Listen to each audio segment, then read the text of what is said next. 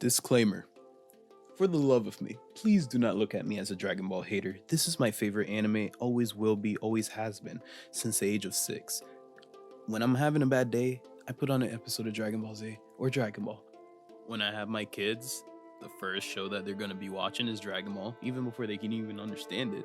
Come on, we gotta train them from youngins, you know? I've already put my girlfriend through extensive Dragon Ball and Dragon Ball Z training. Essential. Even my family knows I love Dragon Ball. When my hairline's messed up, my mom calls me Vegeta. Come on, bro. My mom. My points when trying to make this criticism about this Dragon Ball movie is not to bomb on the series. In fact, I've supported the series even in times when I shouldn't have. Even in times when I realize that, the writing isn't up to par, animation isn't as good, but the fact that the matter is that we actually have Dragon Ball after so many years. It's still alive, and the fact that it's able to put a smile on all of our faces, warm our hearts, and give us something to think about throughout the day. Come on, dude. That's all that mattered to me for the longest, but I'm sorry. As far as I can see, this Dragon Ball hype train and Dragon Ball train in general will not be ended. It will continue, and honestly, I'm scared that it will continue even past Toriyama's death. Because the way it's being set up right now, the show has become a transformation bargain sale. And yes, before in Dragon Ball Z, that was a joke told by Vegeta, but now look at the series realistically with a straight face. Look at all these colors, transformation. I'm hearing Beast Gohan, Orange Piccolo, guys. Where are we gonna draw the line? Realistically, and this is why I had to talk about this, because I am a passionate fan, and this generally baffled me how so many people actually loved this movie. The people that hated it was complaining about just the animation, and that's not the important thing to complain about. There's certain pivotal things in the movie that we just gotta focus on and be like, nah, bro, we can't let this slide, because this series will be continuing. And if it's gonna be continuing, we need to make sure it's on a steady track. We can't let it just keep on falling off from grace. We gotta hold them accountable. And this is hopefully a step in the right direction for that. I love this show with all my heart and soul, and it just hurts me to see this show become something that's like a toy in a McDonald's Happy Meal. They're gonna keep doing things to put temporary smiles on our face, hype up the fandom for the next 3 months, and give us the next power scaling videos to talk about on YouTube to hype up their series for them, instead of actually having good writing, proper storylines, and just stuff that we can actually take serious. How many jokes and unserious situations do we need in Dragon Ball going forward? So if you hear a tone of voice that comes from maybe the emotion of hatred, what I liked. Piccolo getting his own time to shine. This is the first time ever in Dragon Ball history Piccolo was the main character of this movie. Like, it's something that I actually enjoyed seeing and I wish we get more of, but the writers clearly don't know what to do with my boy. Goku and Vegeta fighting. Their interactions with Lord Beerus, Whis, Broly, and even Broly's crew, it was hilarious. I remember looking back in the movie when Lord Beerus actually found the girl cute. I was like dying from that one scene. I don't know why. It was just like the most unexpected thing. I thought he was gonna either scream at her or something of the sort, but it threw me completely off guard. Another thing I really liked about the movie was the animation. I didn't necessarily really liked it, but surprisingly, it wasn't as bad as I thought it would have been. After the 20-minute mark, I got quite used to it. At first, in the promotional scenes, I was like one of the haters. I won't lie on that, but watching the movie, getting through it, I was just happy to see that, our Dragon Ball friends were back finally once again on the big screen. The time spent with Pam and Piccolo. Okay. I'll be the first one to say that I absolutely hated Pan in Dragon Ball Z GT. She was completely annoying, and I was kind of scared for them to, redo her character in such an annoying way, but no, she was actually enjoyable in the movie. Part of me wanted to, not like everything about this movie, but seeing that really touched my heart, because obviously Piccolo being the second father to Gohan, and then now taking care of his kid, it's like generations, bro. That's hitting different, I'm rooting for that. The first 45 seconds of Gohan's reaction to Pan being kidnapped was sick, bro. It was like a father that's just like on straight just demon mode, and it was like it brought chills to my spine. I'm like, yes, this is the type of thing I was asking for in a movie before, but you know what we got. Him using special beam cannon, bruh. I jumped out of my seat. I'm like, I don't know why that was just a yes, I do know why that was a big deal, bro. Come on. Especially when I'm not even gonna try to do the pronunciation in Japanese, but if I'm correct, the only time I saw Gohan use Special Beam Cannon was in Rage and Blast 1 and 2. And if I'm correct, the Xenoverse series, I could be wrong, but that was super cool seeing that in live action. It was like, finally. But the many things I disliked about this movie, oh my gosh. Time wasted. 15 minutes wasted on a boring conversation to begin with characters we do not know. Literally right at the beginning of the series. I mean, the movie. It's like, wow, dude. How are you gonna have us just sit through a whole 15-minute conversation with people we don't know? And it was so lame. Oh my gosh. Another 7 minutes with Pan and Piccolo. With 4 minutes of talking while fighting. So it was even completely like pure, you get me? You get what I'm trying to say. Like, it was just like, yo, half-ass fighting, half-ass talking. It was good bonding time, a little bit in the grand scheme of things, but it still was time wasted, in my opinion. 7 minutes talking when Piccolo broke into the place. So he broke in, infiltrated the place, whatever. He was a spy, 007, and he wasted 7 minutes just paying attention to the villains talk, once again, say it with me, about what they're going to do. Oh my gosh. So it's a total of 28 minutes before I finally cracked my first smile. Guys, Toei Animation owe me some pain and suffering for this. Come on, man. Let me point out 27 times wasted saying Cell Max. This is ridiculous, guys. Another 20 minutes for more boring conversating about what they're gonna do, bro.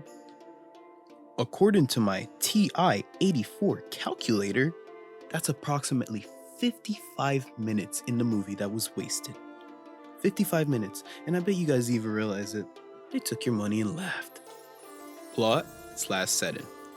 The words that cement this entire movie are this, and I quote, "Hey, Dad can get stronger than Grandpa if he wanted to, right? Pan, didn't you say he could be stronger than Goku and Vegeta?" Korin. These two quotes are the entire premise of this movie. This movie convinced me that the writers wanted to have something more to do with Gohan and Piccolo, but absolutely had no idea what to do with them. And I can't stress that enough, bro. I swear to you. I believe this movie was in the making for the last 5 years, in my opinion, because us as a fan base been begging for a movie where it's like, give us more Gohan, give us more Piccolo. And when they finally give it, this is what they give? Oh my gosh, dude. We start where it's Dr. Jiro's grandson. Bro, he's lame and he genuinely doesn't care about absolutely anything except for superheroes. Then Commander Red's son, he's just an ass. These will be our two villains. Two villains that we can't take serious at all. That's my first complaint about this. How am I gonna take your villains serious and whatever they even put out there in the world if these are the personalities, especially the scientists? I feel like he's too fat to not care about anything. Come on, bro, you got your health to care about. He was in prison, dude, and came out of prison with technology. Talk about how to ruin a set, and how am I supposed to believe that this guy just came out of prison? He modified his body. He has a mechanical bumblebee. Oh, come on, man. The movie is themed around American superhero, like comics and that junk. It's very cringe in the way they did it, honestly. With this MCU dry out, I was expecting to watch Dragon Ball and get a Dragon Ball feeling. I'll watch Dragon Ball and get a superhero, I'm trying to save the day feeling. Honestly, dude, they didn't even do it good. If you want to see a show that actually translated the whole American superhero thing to Japanese style anime, look at My Hero, and even that show has its issues at times. Dragon Ball is famous because it's Dragon Ball. I cannot be expected to be captivated by a fight where words from a comic book are popping out when Piccolo's getting hit. Pow. Bang. Doka. The following paragraph is cited straight from jerryjerkins.com. When you tell rather than show, you inform your watcher of information rather than allowing him to deduce anything. You're supplying information by simply stating it. You might report that a character is tall or angry or cold or tired. That's telling. Showing paints a picture in the watcher's mind. Lots of time wasted mindlessly going on and on about what they're going to do, instead of showing it. They take exposition dump it to a whole other level. I don't think this movie was made in the very least to be taken serious, because I certainly don't. From one side, I guess the quote-unquote villains are trying to take care of the villains, which is Bulma and Goku and pals or whatever, because they're aliens, quote-unquote, and they just gotta get rid of them because they're here to take over the earth. And on the other side, from Piccolo and Pan, it's just a ploy for Gohan to awaken. Oh my gosh, we cannot forget about Cella Maxima. Power scaling. The Gamma androids are unbelievably strong, like literally. I cannot take them serious from their scaling. You cannot scale a fighting cartoon that's having popped up letters and blaster guns. They're apparently rivaling post-Universal Tournament arc Ultimate Gohan, which is not believable. They have cameras, super advanced, but they can't see through smoke or sense energy or body heat. So you're telling me you're that strong. And the whole thing about not seeing through smoke, they attacked Piccolo and thought he was dead, even though he was beneath the smoke or he popped from the smoke. It's like, wow, how are you that powerful, but then you can't see a guy fly? Shenron, oh my gosh, my boy Shenron is literally a genie now, but I'm gonna get back on that. Moving on to Mr. Piccolo. What have they done to my dog? What have they done to the triple OG Piccolo? He's basically a Pokemon that just got a Pokemon XP card used on him to level up. And I'm absolutely disgusted. This is the way that they could get our boy to the next level. It's disrespectful to the core Piccolo from Dragon Ball Z. They didn't have him train with Whis. Not maybe train with Goku on how to maybe manipulate God Ki. Nah. Toei just said, nah, just give him the Battle Pass XP boost. He'll level up from that. He's worth better than this. The true Piccolo gives his life instead of taking such a pity way out. He's a warrior to the core. Not saying that people don't change, but the way that I see it, if Piccolo is willing to do that, I don't see why Goku and Vegeta aren't next. Goku is visibly upset when he needed a handout from his friends to reach the new Super Saiyan God level, just to contend with Beerus. In Dragon Ball Z episode 136, titled No Match for the Androids, our Z fighters completely got destroyed by androids 17 and 18. Piccolo, especially since training with Goku and Gohan after 2 years, didn't prepare him for this situation, which really caught him off guard. Reluctantly and angrily accepted the fact that he's not only needed to cheat his way to the next level, but also fused with Kami. In this movie, when he finally gets his upgrade, he has a whole smile on his face the entire time. No displeasure in the way he had to do it. If anything, he was proud. Before those events I stated, we can't forget that he also had fused with Nail in the Namek arc. He really was not trying to do that either, and he was very confused. He realized that he needed to take on Frieza. Gohan, Krillin, Vegeta, and Goku was in trouble at the time. There was no time to think, so of course he acted like that. He accepted. When he started celebrating after receiving Nail's power and saw how strong he was, it wasn't just because of the power. It's because he sensed Frieza's power and saw that his was stronger. Immediately, what came through his mind was avenging his whole race. That's the reason why he celebrated, not because of his level up. In this movie, the situation was not dire. It did not force him to bend over all fours for Shenron and beg for an update. and for something a little extra. Considering the fact that he already had a plan for Gohan to awaken, why was he in need for extra power through this way, like this plot convenienced way? This was never a thing before in Dragon Ball. Never. So why now? I refuse to accept this half-assed version of Piccolo. Even in Dragon Ball Super, Piccolo still had his pride as a warrior, rocking out in both tournaments like a G. I've always wanted Piccolo to get up there and somewhat contend with the likes of Goku and Vegeta, because at this point, those are the three that's taken this serious, the most countable out of all the Z fighters. The two Saiyans will forever remain obsessed with fighting, it's in their DNA, but Piccolo is right next to them.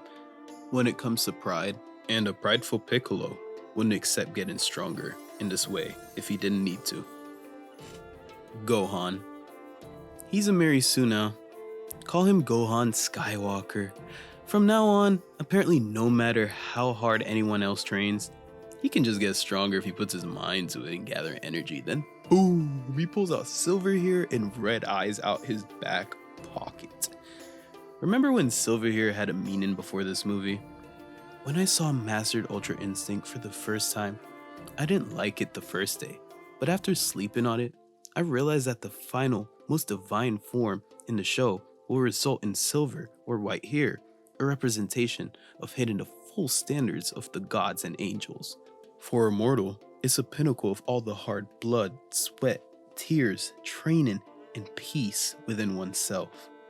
Now when I see it, I get reminded that Gohan just pulled it out of his back pocket without any training, explanation, and apparently more stronger than Goku and Vegeta that's been training non-stop this entire time without any breaks. In Dragon Ball Z, Gohan's power was based off his inner potential that was extremely untapped, but would be triggered by his emotions. He was so powerful not because he had the power just to be better than anyone. He trained, endured hardships, witnessed several deaths of close friends at a young age, and got tired of being afraid and got pushed to the point of eventually letting go, releasing that power to make a difference. He's the first to hit Super Saiyan 2, and even after that, he still hadn't even hit his full potential. Dragon Ball Z, episode 250, titled Out of the Sword. The Elder Kai began dancing around Gohan all the way to episode 262. That's a total of 12 episodes and took 20 hours in the show to unlock his potential that day. Why'd he do that if he could have just put his mind to it and awaken himself? When Goten's and Piccolo got absorbed by Super Buu, why didn't Gohan just put his mind to it and get stronger? Shame on him. Silly Gohan. Tricks are for Friezas. Back then, the series had to make sense. Back then, it wasn't only about corporate sales. Of course, that's always been a factor, but the story was still handled with care. Even in Dragon Ball Super, they kinda did BS it when he caught up to Super Saiyan Blue Goku in a day, but we'll let that slide just to see our boy rock out the ultimate form again and as a team leader for the Universal Tournament. I was okay with the amount of shine they gave him. He finally caught up to Goku and Vegeta, but he wasn't stronger than them at their full. It made sense considering how they actively train with Whis, but nevertheless, Gohan has unlocked his new Super Skywalker mode, and we might as well make him the god of destruction by day, that at night, while we're at it. Dende. How did Dende have the power to make the dragon better than every single version we've ever seen, Porunga involved too? Yet, he can't unlock potential until a certain age. So I'm supposed to believe that all of a sudden Dende just started taking his job all types of serious and getting the results done. Whatever, bruh. Oh my god, and let's talk about Shenron. He's pathetic now. You remember when Shenron used to be, yes, a dragon that's gonna grant your wishes, but he's very intimidating, scary when he would come on, like in front of everybody, when he would pop up from those clouds. And the first time we saw him intimidated was when Beerus popped up. Now, why is Shenron acting like Piccolo's underling? He came out of the Dragon Balls and was like, "Oh, hey Piccolo. Hi, how you doing?" His powers, his wish got raised from 2 to 3. Like, At this point, he's just a genie in Japan. The dragon truly has lost his balls. Emotions. The comedy was very forced. The movie didn't make me feel anything. Almost didn't make me feel anything, let me not lie. This movie has no tension. Every single movie that came out before this had tension, whether you liked it or not. How can I take this show serious when quote-unquote villains that can't take themselves serious? I also have no reason to think after Piccolo makes Gohan awaken in this movie that these two heroes won't be able to handle whatever threat that's thrown at him. The final boss that's a ripoff of an actual good character is the saddest attempt that I've seen from Dragon Ball since GT. What emotions are we supposed to feel? Ants versus Godzilla? The last time we saw a giant monster was Hirudegan, and that worked because it was an amazing story, tragic story of Tapion. Cell was an amazing villain that made us feel despair for what's to come after defeating Vegeta and Trunks. He had that type of Saturday morning cartoon mustache villain. Pride and arrogance of the Saiyans combined perfectly. What does Cell Max bring? Bass drops when he fires his new pew pew beams. Terrible. And why was Trunks and Goten even in this movie? They were just promotional material in my opinion. The fact that they're older now. We've been begging for this for a long time. Before GT, even after GT when we all just scrubbed that from our minds. And it was just a waste having him in this movie. Fat Goten literally made this movie 25% worse. Gohan never questions what the hell is Cell even doing here, his greatest nemesis. And to end it off, the shameless disrespect that Piccolo states, not even Goku nor Vegeta could defeat Cell Maxima. Hilarious. Come on guys, am I supposed to really look at this, listen to all of this, and take it serious moving forward when the new Dragon Ball Super series continue maybe? Or even the next movie? Come on guys, I've been reading the manga and it's actually amazing. What are we doing here in this movie? I hope I was able to convey my thoughts clearly without coming off completely like a hater. I'm just very, very extremely curious to know, why do people like this movie? If you can, leave it in the comment section below and convince me on trying to see the art behind this, because trust me, I didn't go into this completely wanting to hate it. I want to love whatever is put out by Dragon Ball. Moving forward in this lifetime, there's only a few more Dragon Ball whatever that's going to be dropped and put out there for our enjoyment, so I'm trying to enjoy every single last bit of it. So for the love of me, help me in the comment section to please get an understanding, an opinion, a view from everybody on why you liked this movie if you liked it. If you disliked it, comment what you disliked. If you agree with me in the comment section. If you disagree with me, tell me what you disagree about. Let's have a discussion. I want to be a part of this community in a positive way. And I hate that I have to make a negative video when it comes to my favorite anime. And the sad thing is, this is the first time I'm talking about Dragon Ball on the channel and it's in a negative light. Moving forward, I want it to be positive. Moving forward in the series, I hope it's treated with more care. For what's to come in the manga, it looks extremely promising. So I'm excited about that. But it's quite alarming for the movies that's to come. I hear that they're gonna plan for a release of movies maybe every 2 years or so, if I'm correct. And if that's the case, I just hope that they handle the movies completely different from how they handle the actual series when hopefully the Dragon Ball Super anime resumes. This is quite crazy. I can't watch something like this and moving forward, you know? I really, really, really hope the series takes a serious direction from this movie going forward, but with the popular opinion, the movie did what it's supposed to do. It's quite successful. It will always be successful. And that's the issue why I made this video. Because if no voices or opinions are stated, it will continue to climb the charts and get to a point where they can just release anything. You guys will watch Goku eat sliced bread for the next 2 hours when it comes to it. That was a joke. But nevertheless, leave a like and comment, subscribe if you liked my video. Have a great day.